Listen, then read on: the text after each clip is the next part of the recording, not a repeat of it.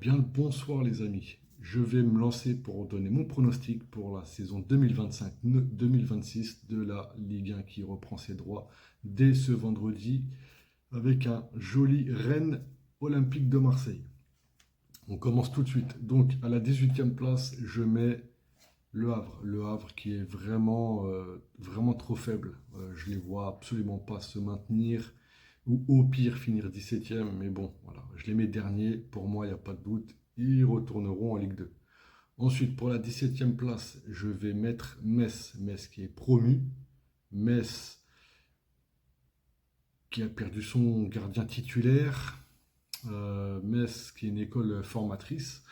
Mais Metz qui sera trop faible pour se maintenir. Au niveau du jeu, l'effectif, ça reste vraiment trop faible aussi. Donc pour moi, ça redescend. Ensuite, pour la 16e place, je mettrai Toulouse, barragiste. Toulouse parce que ils ont fait des matchs de préparation où ils ont clairement pris l'eau. C'est le cas de le dire, ils ont pris des claques. Ouais, contre Al Nasser, ça a été un petit peu mieux, mais bon, voilà.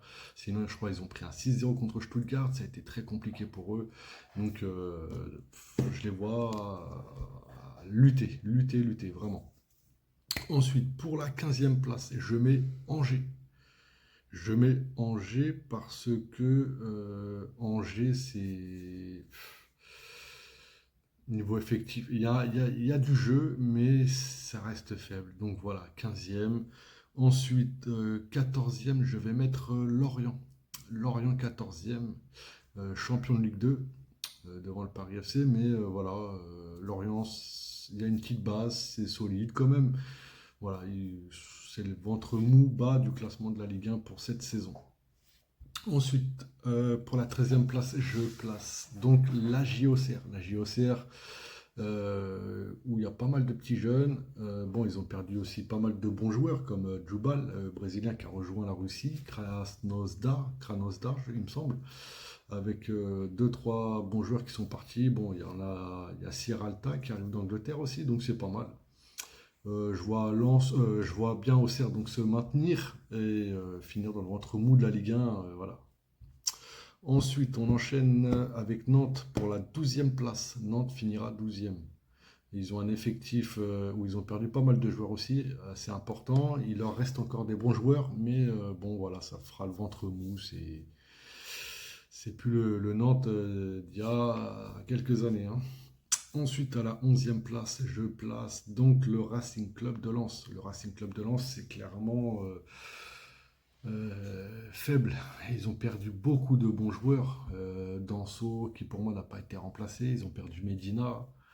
Il y a Thauvin qui vient d'arriver, mais voilà, Thauvin, il est plus tout jeune non plus. Il va apporter son expérience, mais pour moi, non. Lens a perdu beaucoup de bons joueurs, même s'il en reste quelques-uns comme Diouf et certains, mais voilà, pour moi, Lens, ça va être compliqué aussi. Ça fera le ventre mou à coup sûr. En 10e position, le Paris FC. Le Paris FC qui a investi sur pas mal de jeunes joueurs. Et bon, il cherche à mettre un peu d'expérience. André, qui devait venir de Lille, il a refusé pour prolonger ensuite à Lille. Donc bon, voilà, je vois bien le Paris FC se maintenir et pile poil 10e. Voilà. 9e, je mets Brest. Brest 9e. Voilà, ils ont fait une très très bonne préparation. Il reste quand même pas mal de bons joueurs chez eux, donc je vois bien Brest finir 9e. Ensuite, Nice 8e. Nice, pour moi, ils ont échoué là contre Benfica, deux fois 2-0. Dante, qui est toujours là, le défenseur brésilien, il commence à se faire très très très vieux. Voilà, mais bon, il y a eu un jeune joueur qu'ils ont pris en prêt de Manchester City, il me semble, Bas, qui était prêté anciennement, qui était prêté en fin de saison dernière à Lens. Pour moi, je dis pas qu'il est mauvais, mais voilà, pour une défense à 3 à Nice, ça va être compliqué s'il joue tous les matchs. Et il n'y a pas de joueurs qui sortent du lot non plus. Donc Nice, voilà, ça finira 9e.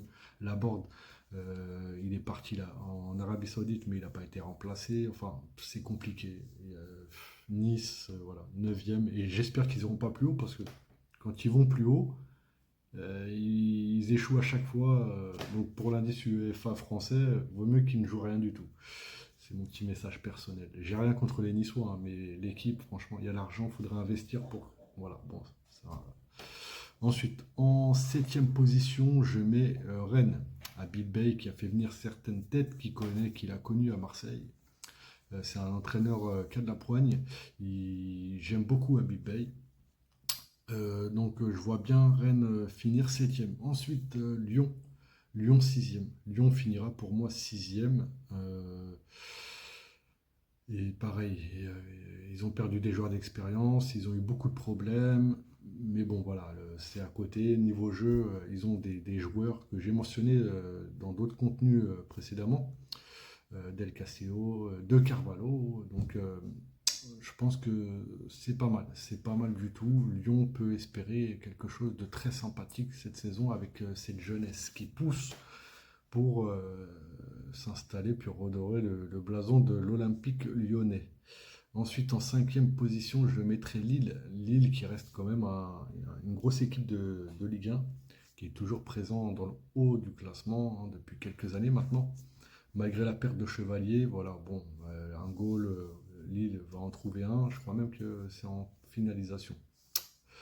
Euh, donc, non, pour moi, Lille, ça fera l'affaire. Même si Zegrova venait à signer là, prochainement à Marseille, Lille a les joueurs, notamment Sarawi, enfin bon, voilà, ils ont ce qu'il faut pour finir dans les 5 premiers, mais pour moi je les mets cinquième. Ma petite surprise, mon petit coup de cœur, pour moi, c'est Strasbourg. Strasbourg, ils ont acheté beaucoup de joueurs. Ils ont investi, je crois que c'est le deuxième club français à avoir investi le plus d'argent sur le marché du transfert. Donc, Paris devant, Strasbourg et je crois il y a Marseille. Donc voilà, pour moi, Strasbourg, ça sera la surprise. Ils ont des joueurs déjà prêtés par Chelsea parce qu'il faut savoir c'est le club satellite. Donc pour moi, Strasbourg sera la surprise de ce classement. En troisième position, je mets Monaco.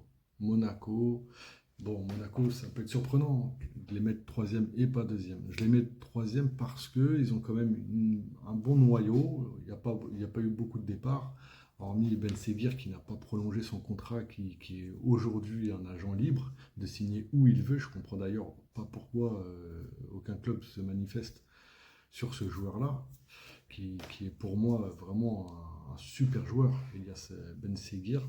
Enfin bon, voilà, je mettrai Monaco troisième, malgré l'arrivée de Pogba, un cours de forme, tout ça. Donc voilà, ils ont fait un bon recrutement, mais voilà, pour moi, je les vois troisième.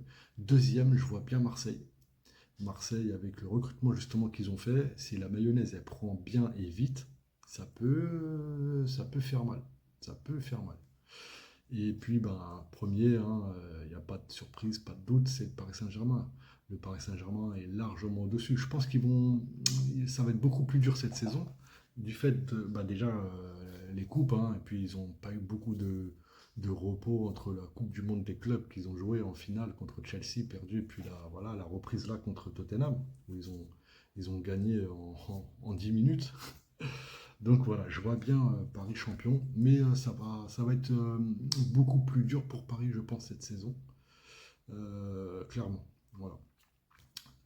Bon, bah voilà, les amis, je vous ai donné mon classement de Ligue 1 pour cette saison.